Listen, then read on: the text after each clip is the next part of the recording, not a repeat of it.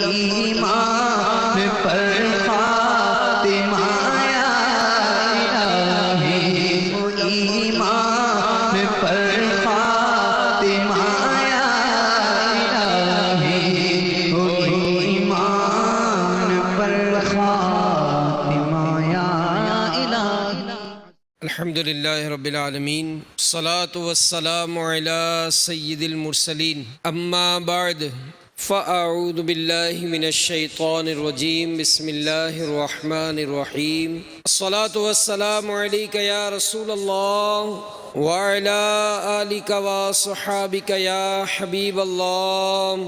الصلاة والسلام علیک یا نبی اللہ وعلی آلک وصحابک یا نور اللہ۔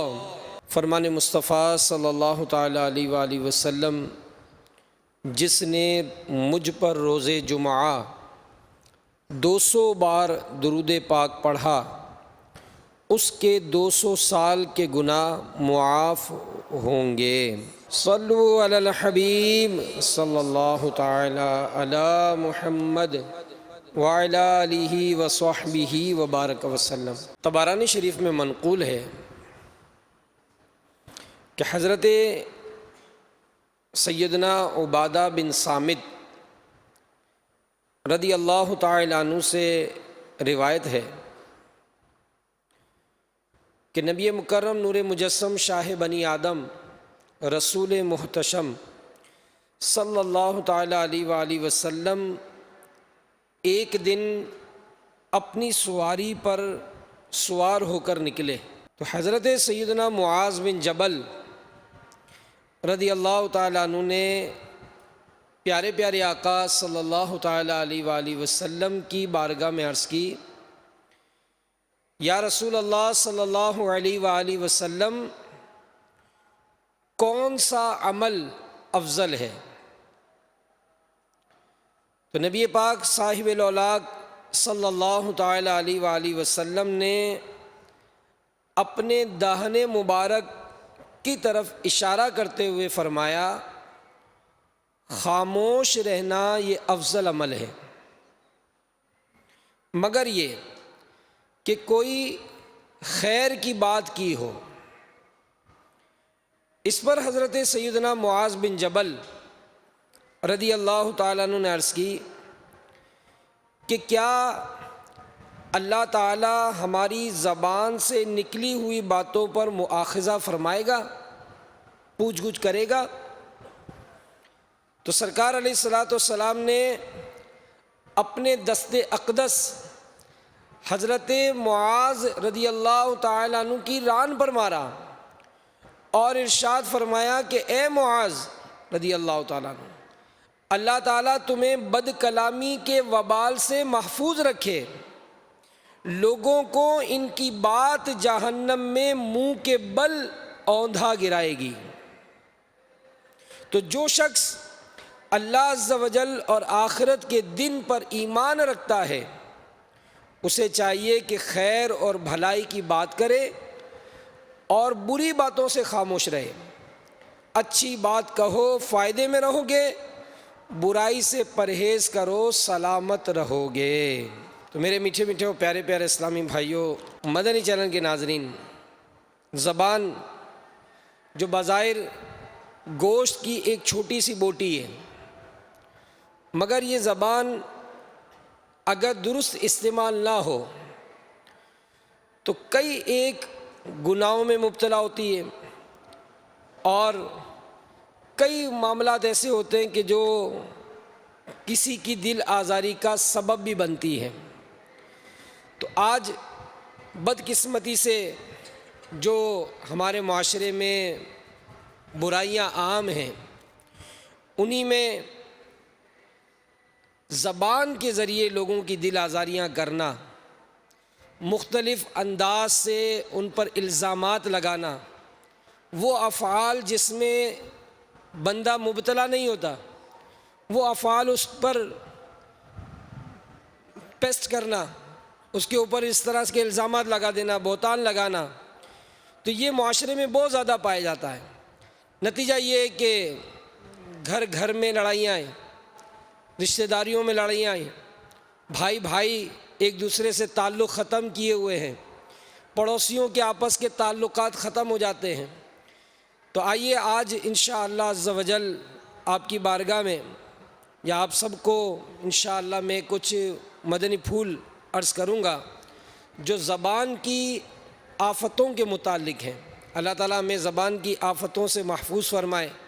اور بڑا پیارا اس کا نسخہ امیر علیہ سنت فرماتے ہیں کہ پہلے تولو بعد میں بولو، یعنی اگر ہم اپنی زبان کا درست استعمال کرنا سیکھ جائیں تو بہت ساری آفتوں سے محفوظ ہو جاتے ہیں، کیونکہ جب یہ زبان چلتی ہے نا تو یہ بس کتنے فائرنگ ہوتی رہتی ہے، اور جس انداز سے بھی سامنے والے کا دل توڑنا پھوڑنا ہو ہم اس سے دریغ نہیں کرتے، اور یہ انداز درست نہیں ہے۔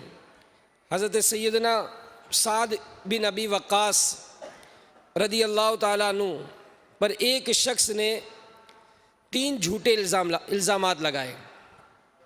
نمبر 1، یہ لشکر اسلام کے ساتھ جہاد میں شریک نہیں ہوتے۔ نمبر 2، مال غنیمت برابر تقسیم نہیں کرتے۔ نمبر 3، مقدمات کا فیصلہ کرنے میں عدل سے کام نہیں لیتے۔ اب یہ جو باتیں عموماً ہم واقعات میں روایات میں سنتے ہیں تو ہم اپنا محاسبہ بھی کریں اور اس کا جو انجام ہوا اس پر غور کریں کہ آج بھی بسا اوقات اگر کسی کے متعلق ہمیں کمنٹس دینے ہوں، تاثرات دینے ہوں تو ہمارا انداز کیا ہوتا ہے؟ ہمارا انداز کیا ہوتا ہے کہ ہم آج اگر کسی کے بارے میں بھی اپنے جو تاثرات دیتے ہیں تو ان تاثرات دینے میں ہماری احتیاطیں کیا ہوتی ہیں؟ اگر ہم نے کسی کو چور کہا تو کیا ہم نے اس کو چوری کرتے ہوئے دیکھا ہے؟ نہیں جی، میں نے تو سنا ہے، یار یہ بڑا کھاؤ ہے، یہ پیسے کھا جاتا ہے۔ بھائی آپ کے پیسے کھائیں؟ نہیں مجھے فلاں نے بتایا تھا۔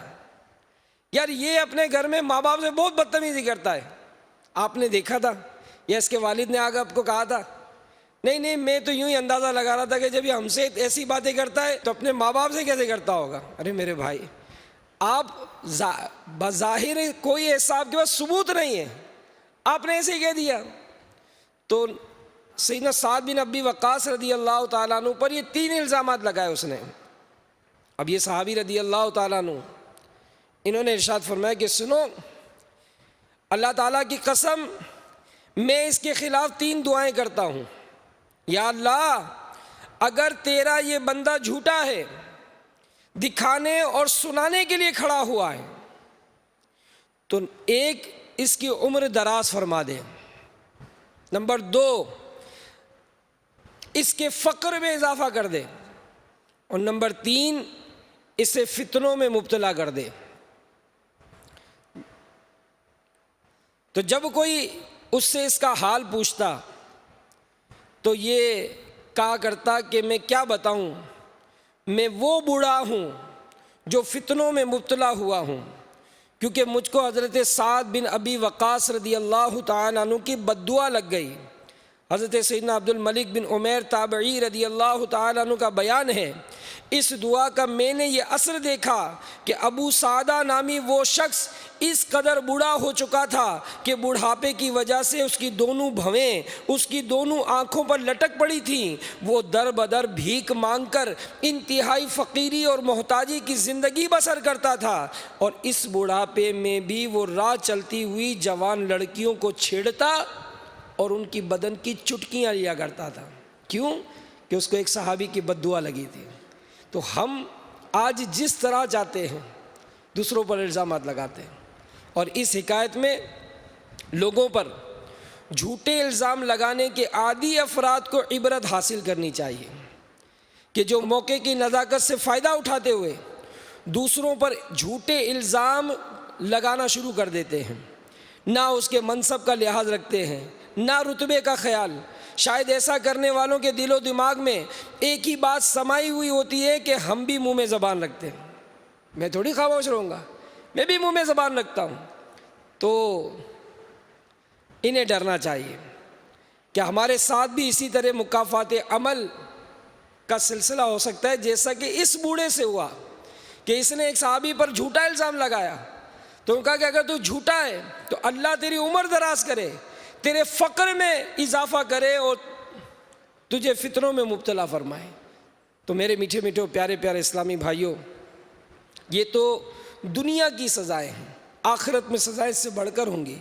تو آج کئی ایسے موقع ہوتے ہیں کہ جس میں اپنا مد مقابل کوئی ہوتا ہے تو ہم اس کے خلاف کوئی آسرا نہیں کرتے، کوئی آسرا نہیں کرتے، جس طرح سے بھی اس کی عزت تار تار ہو جائے، اس کی شہرت ہے تو ہم بس جل بھن کر کباب ہو جاتے ہیں۔ وہ اگر کسی طرح مالدار ہو گیا تو بس کسی طرح بس میں اس پر الزامات لگاؤں کہ میں جانتا ہوں یہ رشوتیں لیتا ہے، یہ دھوکہ دیتا ہے اور اس نے اسی طرح سے مال کمایا ہے۔ ارے میرے بھائی، آپ کے پاس کیا ثبوت ہے؟ آپ کے پاس کیا ثبوت ہے؟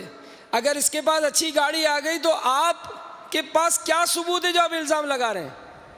وہ اگر اچھا رہن سہن ہو گیا اس کا تو آپ کو کیا تکلیف ہے؟ آپ کو کیا تکلیف ہے؟ تو بہرحال میرے میٹھے میٹھے پیارے پیارے اسلامی بھائیوں، میرے شیخ طریقت امیر اہل سنت اپنی مایہ ناز کتاب غیبت کی تباہ کاریاں، اس میں اس حوالے سے ایک بہت ہی اہم مضمون یہ تحریر فرماتے ہیں، کیونکہ بسا اوقات اس میں دوسروں کے مفادات بھی ہوتے ہیں جو یوز کرتے ہیں کہ تم اس کی عزت کو داغدار کرو، اور ہم دیکھتے ہیں کہ ایسے شخص جو ہے وہ دنیاوی دولت کی خاطر وہ سامنے والے کے متعلق انتہائی بد زبانی کرتے ہیں، اور ایسا شخص دنیا میں بھی ذلیل و رسوا ہوتا ہے، جہنم کا عذاب کس قدر بھیانک ہوگا۔ سرکار نامدار صلی اللہ تعالی علیہ وآلہ وسلم کا فرمان عبرت بنیاد ہے، جس شخص کو کسی مرد مسلم کی برائی کرنے کی وجہ سے کھانے کو ملا، چاہے پیسہ ملتا ہے، سامنے والا اس کو سپورٹ کرتا ہے، اس پر دوسرے پر الزامات لگانے کے لیے اس کو ذرا سہولتیں دیتا ہے، تو فرمایا گیا کہ جس شخص کو کسی مرد مسلم کی برائی کرنے کی وجہ سے کھانے کو ملا، اللہ تعالیٰ اس کو اتنا ہی جہنم سے کھلائے گا، اور جس کو مرد مسلم کی برائی کی وجہ سے کپڑا پہننے کو ملا، اللہ تعالیٰ اس کو جہنم کا اتنا ہی کپڑا پہنائے گا، اور جو کسی شخص کی وجہ سے سنانے اور دکھانے کی جگہ پہ کھڑا ہوا ہو تو اللہ تعالیٰ اسے قیامت کے دن سنانے اور دکھانے کی جگہ کھڑا کرے گا۔ تو مفسر شہیر حکیم الامت مفتی احمد یار خان علیہ رحمت الحنان میرات المناجی جلد 6 صفحہ 619 تا 620 پر نقل کرتے ہیں کہ اس طرح پر کہ دو لڑے ہوئے مسلمانوں میں سے ایک کے پاس جاوے اور اسے خوش کرنے کے لیے دوسرے کی غیبت کرے، اسے برا کہے، اسے نقصان پہنچانے کی تدبیریں بتائے تاکہ اس ذریعے سے یہ شخص اسے کچھ دے یا کھلا دے۔ ایسے خوش آمدی شکل کے لوگ آج کل بہت ہیں۔ مزید فرماتے ہیں یہ دوزخ کی آگ کے انگارے ان لقموں کے عوض ہیں، جس قدر یہاں لقمے کھائے اتنے ہی وہاں انگارے کھائے گا۔ جو کسی کو خوش کرنے کے لیے مسلمان بھائی کی غیبت کرے یا اسے ستائے، اس غیبت وغیرہ کے عوض کپڑوں کا جوڑا پائے تو اسے قیامت میں اس جوڑے کے عوض آگ کا جوڑا پہنایا جائے گا۔ مفتی صاحب مزید اس فرمان عالی یعنی جو کسی کی وجہ سے دکھانے اور سنانے کی جگہ کھڑا ہو، اس کے بارے میں فرماتے ہیں کہ اس کے بہت معنی ہیں۔ ایک یہ شخص کہ جو کسی مشہور شریف آدمی کی پگڑی اچھالے، یعنی اس کو بدنام کرے، اس کا مقابلہ کرے تاکہ اس مقابلے سے میری شہرت ہو۔ دوسرے یہ کہ جو کسی شخص کو دنیا میں جھوٹے طریقے سے اچھالے تاکہ اس کے ذریعے مجھے عزت و روزی ملے، جیسے آج کل بعض جھوٹے پیروں کے مرید اس کی جھوٹی کرامتیں بیان کرتے پھرتے ہیں تاکہ ہم کو اس کے ذریعے عزت ملے۔ کیا ہم اس پہنچنے والے مرشد کے بال کے یعنی مرید یا شاگرد ہیں؟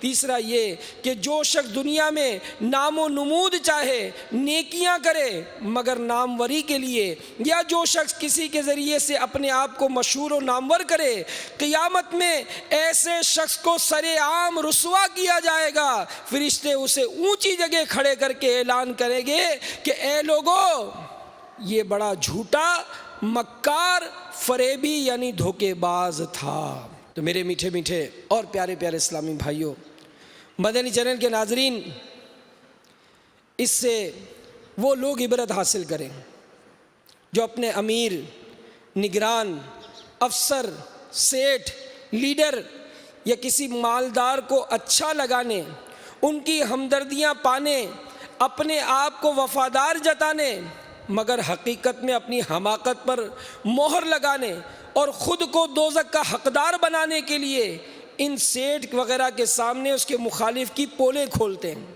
مختلف زاویوں سے اس کی برائیاں کرتے ہیں۔ نہ جہنم کی غذا کھائی جا سکے گی، نہ دوزخ کا لباس پہنا جا سکے گا۔ جہنم کی غذا کیا ہوگی؟ کبھی سوچا ہم نے؟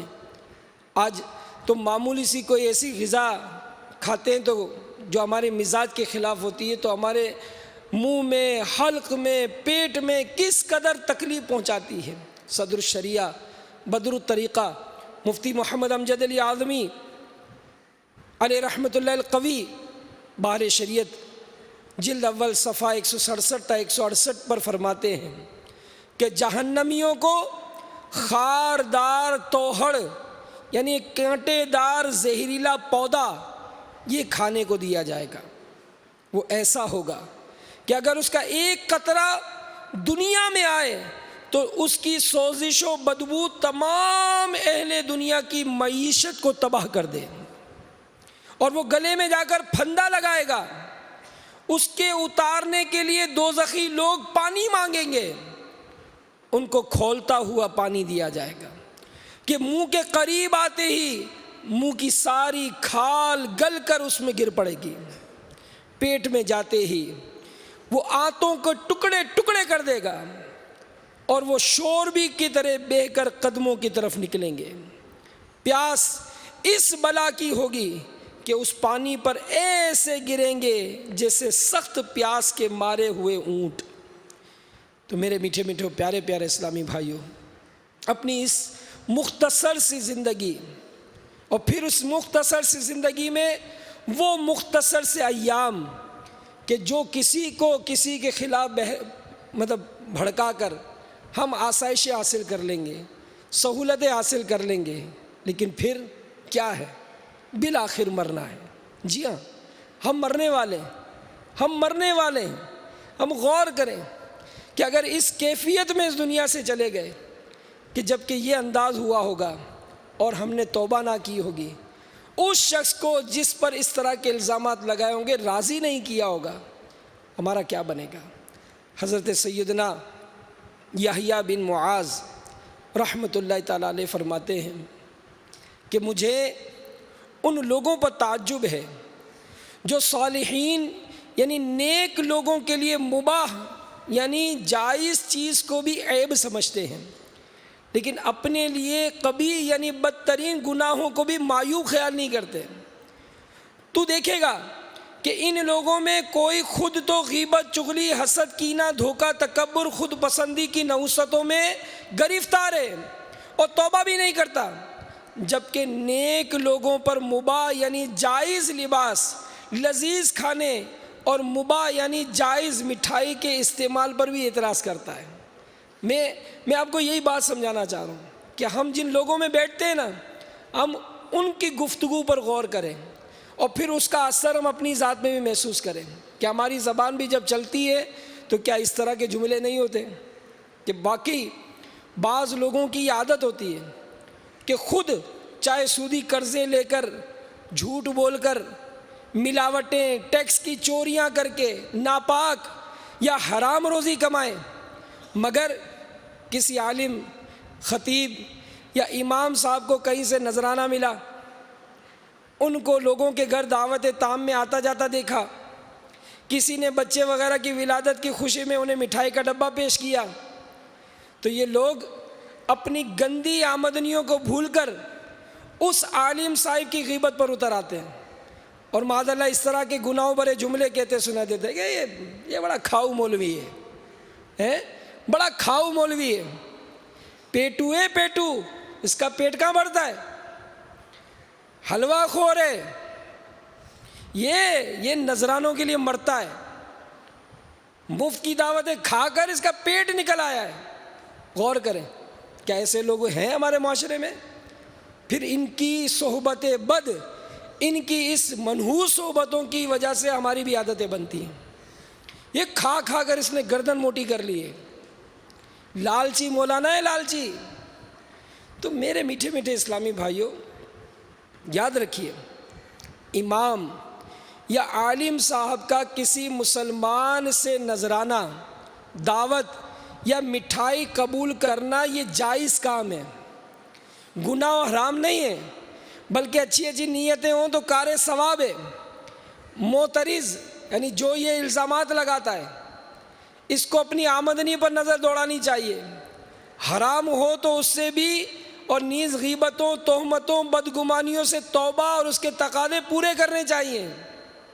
غور تو کیجئے، جب آپ کسی کی طرف ایک انگلی اٹھاتے ہیں نا تو 3 انگلیاں خود آپ کی طرف ہو جاتی ہیں۔ گویا یہ خاموش تنبیہ یعنی نوٹس ہے کہ ایک انگلی جب آپ کی دوسرے کی طرف ہے تو آپ کے پاس 3 ہے۔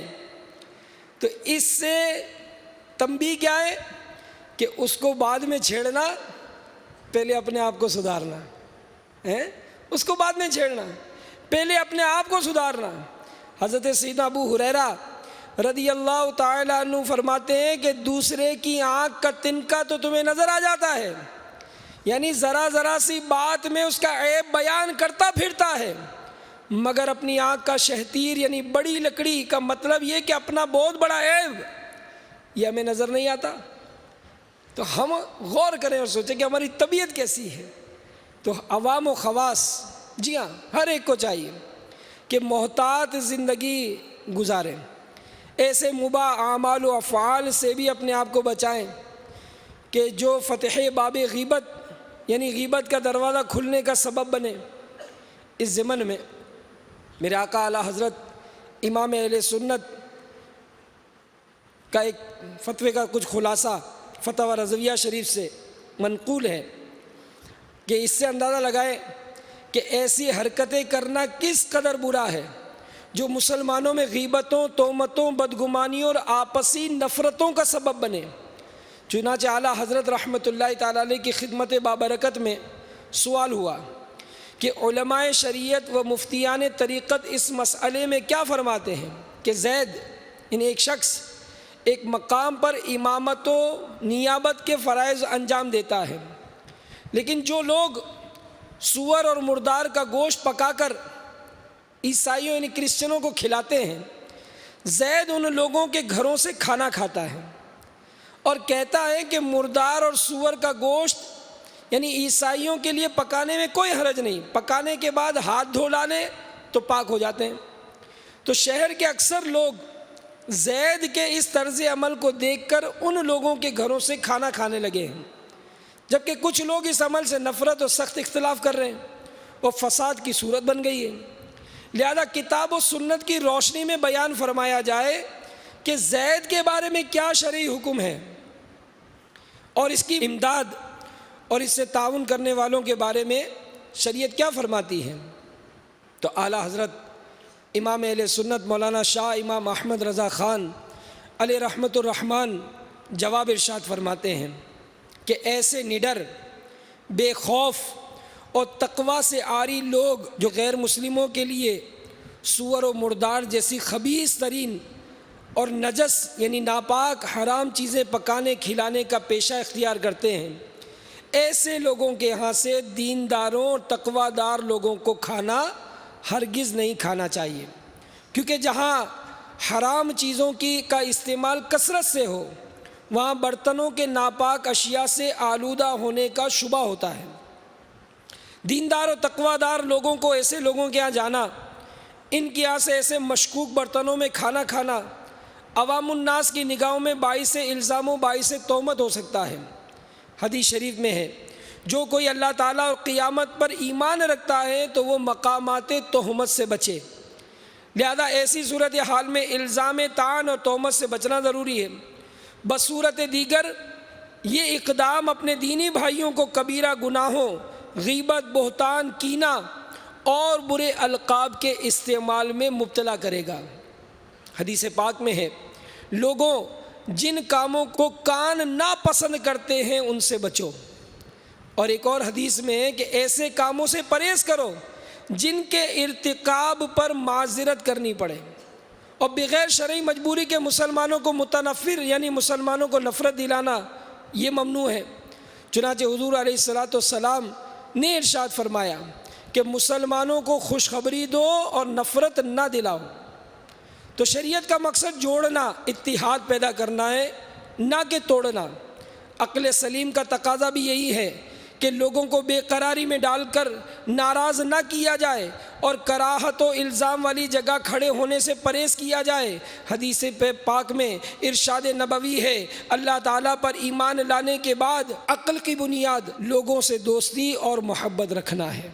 فقیر یعنی اعلیٰ حضرت فرماتے ہیں اس حدیثوں کو اپنے رسائل میں تفصیلاً بیان کیا ہے۔ خلاصہ یہ ہے کہ عقل و نقل کے اعتبار سے اس طرح کا کام یا اقدام اپنے اندر کئی قسم کی قباحتیں یعنی خرابیاں رکھتا ہے جن کا انکار نہیں کیا جا سکتا۔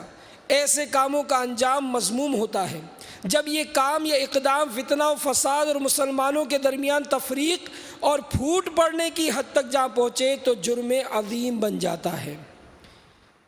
چنانچہ ایک آیت قرآنی بھی نقل کی، قرآن پاک میں ارشاد ربانی ہے، ترجمہ کنز الایمان، اور ان کا فساد تو قتل سے بھی سخت ہے۔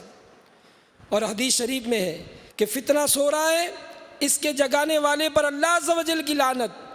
پھر فرماتے ہیں کہ اگر آپ اچھی طرح غور کریں تو یہ واضح ہوگا کہ اس قسم کے افعال انہی لوگوں سے سرزد ہوتے ہیں جو دین اور تقاضائے دین کو چندانی بالکل اہمیت نہیں دیتے، بے خوف ہو کر بالکل آزادانہ لاپرواہی والی زندگی گزارنا زندگی کا حاصل یعنی مقصد حیات سمجھتے ہیں۔ کچھ آگے چل کر اعلیٰ حضرت فرماتے ہیں، جس کسی نے یہ کہا کہ سور اور مردار کا گوشت پکانے اور غیر مسلموں کو کھلانے سے کوئی فرق نہیں پڑتا، کوئی مذائقہ خطرہ نہیں، وہ شخص مذکور یعنی زید غلط بات کہنے کا مرتکب ہوا۔ بغیر علم و تحقیق کے اس قسم کا فیصلہ صادر کر دینا یہ ہرگز مناسب نہیں۔ بغیر شرعی مجبوری کے گندگیوں سے آلودہ ہونا سخت ممنوع اور ناجائز ہے۔ بالخصوص ایسے کاموں سے پرہیز کرنا بہت ضروری ہے جن کا حاصل یعنی نتیجہ ان کاموں کی اصلاح کرنے کا ارادہ کرنا ہے، جنہیں اللہ تعالیٰ نے بگاڑ دیا۔ کافروں کو کھانا کھلانے کے لیے مسلمانوں کا اپنے ہاتھوں ناجائز و حرام چیزوں کا پکانا یقیناً ناجائز و حرام ہے۔ یہ قاعدہ اصول ہے کہ جس چیز کا لینا حرام اس کا دینا بھی حرام ہے۔ اللہ تعالیٰ نے ارشاد فرمایا، ترجمہ کنز الایمان، اور گناہ اور زیادتی پر باہم مدد نہ کرو۔ اللہ تعالیٰ برتر اور سب کچھ جاننے والا ہے۔ تو میٹھے میٹھے اسلامی بھائیوں، ہم غور کریں اور سوچیں کہ جہاں کہیں کسی پر الزام لگانے کی بات آتی ہے تو بھی بڑی بے باکی ہے، اور اگر مثال ہم اپنا بھی محاسبہ کریں اور غور کریں کہ ہمیں کس قدر احتیاط کے ساتھ یہ زندگی گزارنے کی کوشش کرنی چاہیے، اور خاص کر علماء، خطیب اور نیک لوگوں کے معاملے میں بہت زیادہ احتیاط کرنی چاہیے۔ منقول ہے کہ ایک شخص نے حضرت سیدنا مطرف بن عبداللہ علیہ رحمۃ اللہ پر جھوٹا الزام لگایا۔ آپ نے ارشاد فرمایا، اگر تم جھوٹے ہو تو اللہ عز و جل تمہیں جلدی موت عطا فرمائے۔ آپ کی زبان سے ان الفاظ کا نکلنا تھا کہ اس شخص کی موت واقع ہو گئی۔ تو ہم احتیاط کریں کہ بالآخر اگر ہم اپنی چرب زبانی سے اپنی گیدرنگ کے ذریعے کسی پر اس طرح کا معاملہ کریں گے تو کب تک جئیں گے، کب تک جئیں گے؟ بالآخر مرنا ہے۔ توبوا الی اللہ استغفر اللہ، توبوا الی اللہ استغفر اللہ، توبوا الی اللہ استغفر اللہ۔ میرے میٹھے میٹھے پیارے پیارے اسلامی بھائیوں، یہ بہتان لگانا حرام اور جہنم میں لے جانے والا کام ہے۔ بار شریعت دعوت اسلامی کے مکتبۃ المدینہ کی شائع کردہ کتاب، اس کی جلد 3 صفحہ نمبر 16 پر صدر الشریعہ بدر الطریقہ مفتی محمد امجد علی اعظمی علیہ رحمۃ اللہ القوی فرماتے ہیں کہ بہتان کی صورت میں توبہ کرنا اور معافی مانگنا، جس پر بہتان لگایا ہے، توبہ کرنا اور معافی مانگنا یہ ضروری ہے، بلکہ جن کے سامنے بہتان باندھا ہے اس کے پاس جا کر یہ کہنا ضروری ہے کہ میں نے جھوٹ کہا تھا جو میں نے فلاں پر بہتان باندھا تھا۔ اب کہاں کریں گے ہم تو، مطلب مائک آتا ہے تو مائک پر شروع ہو جاتے ہیں، خط آتا ہے تو خط پہ شروع ہو جاتے ہیں، کوئی ایسی پوسٹ بنا کر جناب لاکھوں لاکھ کروڑوں کو میل کر دیتے، ایسے سوشل میڈیا کو یوز کرتے ہیں کہ کروڑوں کو اس کو بات چلی جاتی ہے۔ کس کو وضاحتیں کریں گے، کہاں اس معاملے کی مطلب ہم کلیئرفیکیشن کریں گے۔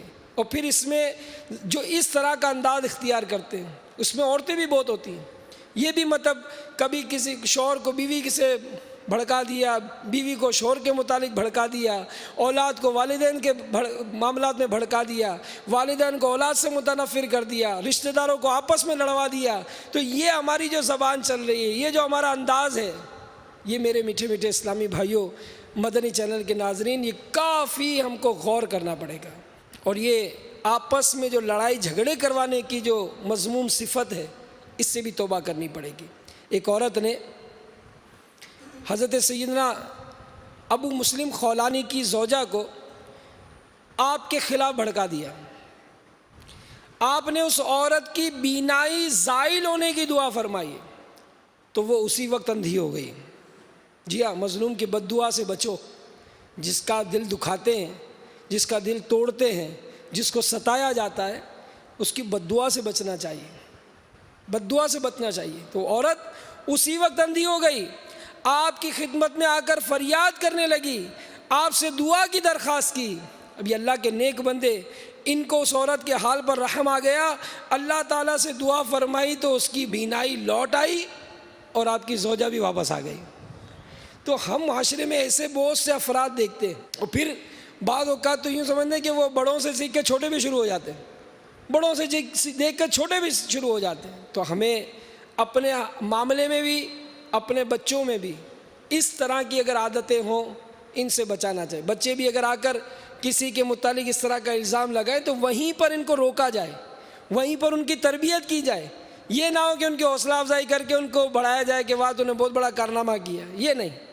سرکار علی وقار مدینہ کے تاجدار صلی اللہ تعالی علیہ وآلہ وسلم نے ارشاد فرمایا، جو عورت کو اس کے خاوند یا کسی غلام کو اس کے آقا کے خلاف ابھارے وہ ہم میں سے نہیں۔ یار اتنی تنخواہ دیتا ہے تجھے، یار تیرا سیٹ تو بڑا ظلم کرتا ہے، یار صبح سے رات تک تجھ پر اتنے کام لادے ہوئے، بس اتنی سی معمولی تنخواہ، اچھا دوپہر کا کھانا بھی نہیں دیتا۔ اللہ اکبر، یعنی اس کے گھر سے جو کھانا آتا ہے ایک روٹی بھی نہیں دیتا تجھے۔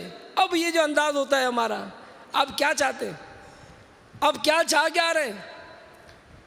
مارکیٹوں میں اب تصور کرتے جائیں، مارکیٹوں میں اس طرح کا بہت سارے انداز اختیار کیے جاتے ہیں کہ کسی کے سیلز مین کو بھڑکا دیا، وہ اس سے توڑا، کسی کے بچے کو بھڑکا دیا کہ تیرے والد تجھ پہ ظلم کر رہے ہیں، اس کو دکان سے چھڑوا دیا۔ تو آپ کی تھوڑی دیر کی جو زبان چلی، یہ آپ کو دنیا اور آخرت میں کتنا نقصان پہنچائے گی۔ تو مفسر شہیر حضرت مفتی احمد یار خان علیہ رحمت الحنان فرماتے ہیں کہ ہماری جماعت سے، یعنی نبی پاک علیہ الصلوۃ والسلام کا جو ارشاد ہے کہ وہ ہم میں سے نہیں، فرماتے ہیں ہماری جماعت سے یا ہمارے طریقے والوں سے یا ہمارے پیاروں سے نہیں، یا ہم اس سے بیدار ہیں، وہ ہمارے مقبول لوگوں میں سے نہیں۔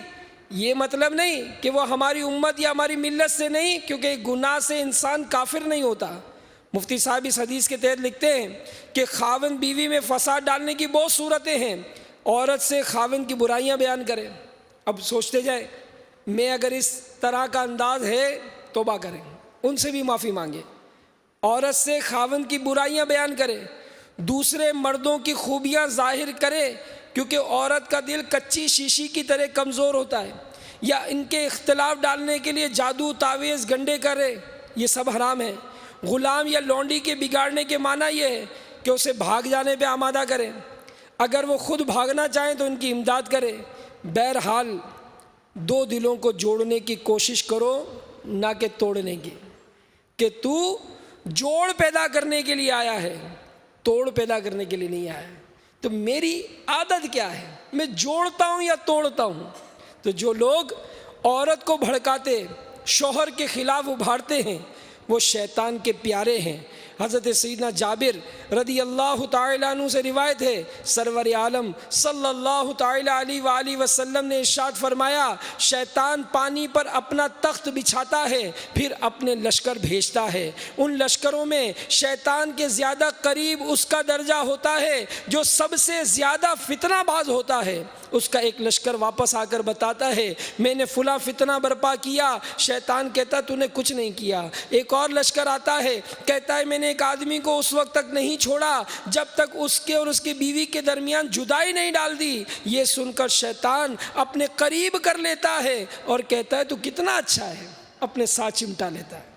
تو ہم غور کریں، آج جو گھر گھر میں طلاقیں ہو رہی ہیں، اس قدر جدائیاں ہو رہی ہیں، اس کی وجہ کیا ہے کہ کوئی جوڑنے والا ہی نہیں ہے۔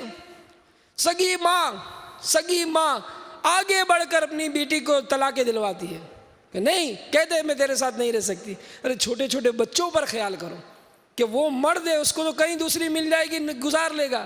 اس عورت کا کیا ہوگا، ان بچوں کا کیا ہوگا، ان کو کس کے حال پر چھوڑ رہے ہیں؟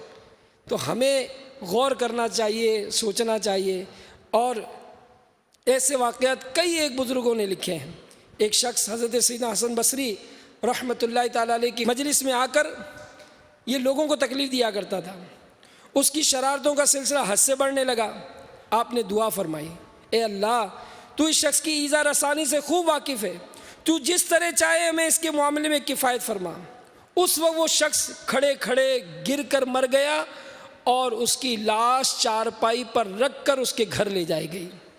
تو مسلمانوں کو تکلیف دینے والوں کو خبردار رہنا چاہیے کہ سلطان دو جہاں صلی اللہ تعالیٰ علیہ وآلہ وسلم کا فرمان ہے، جس نے بلا وجہ شرعی کسی مسلمان کو ایذا دی اس نے مجھے ایذا دی، جس نے مجھے ایذا دی اس نے اللہ عز و جل کو ایذا دی۔ اور اللہ عز و جل اور اس کے رسول صلی اللہ علیہ وآلہ وسلم کو ایذا دینے والوں کے بارے میں پارہ 22 سورۃ الاحزاب میں ارشاد ہوا، ترجمہ کنز الایمان، بے شک جو ایذا دیتے ہیں اللہ اور اس کے رسول کو ان پر اللہ کی لعنت ہے دنیا اور آخرت میں، اور اللہ نے ان کے لیے ذلت کا عذاب تیار کر رکھا ہے۔ تو میٹھے میٹھے اسلامی بھائیوں، مدنی چینل کے ناظرین، اگر آپ نے کبھی کسی مسلمان کی بلا وجہ شرعی دل آزاری کی ہے، دل دکھایا ہے، اب چاہے آپ کا کیسے ہی قریبی رشتہ دار ہے، بیٹا ہے، بھائی ہے، آگے بڑھ کر معافی مانگ لیجئے۔